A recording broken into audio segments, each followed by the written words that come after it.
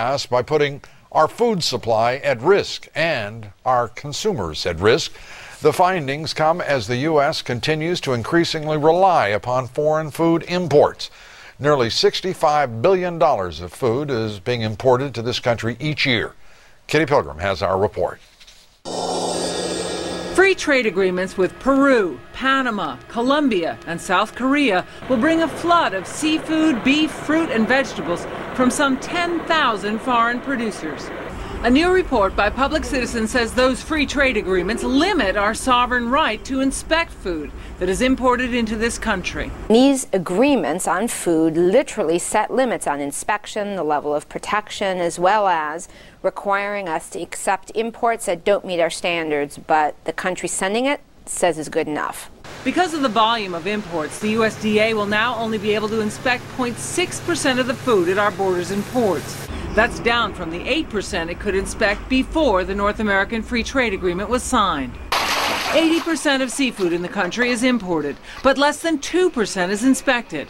The report cites CDC statistics, which show that 5,000 Americans die every year from foodborne illnesses, and viral infection associated with seafood increased 78% from 1996 to 2006, a period when seafood imports skyrocketed.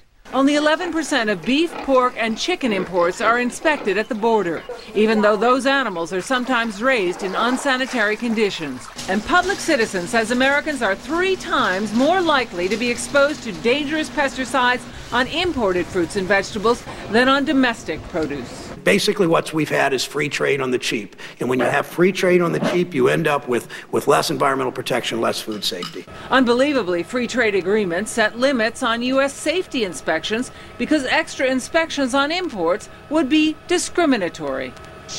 And the problem of how to manage the flood of imported food is a relatively new issue. Up until 2 years ago, the United States was a net exporter of food. Not anymore, Lou.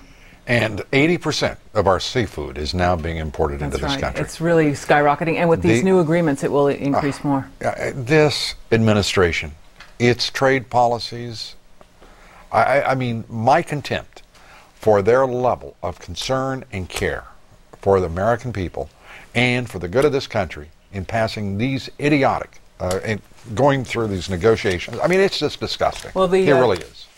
We give away our sovereignty with these trade deals. And we're going to be talking to Senator Sherrod Brown.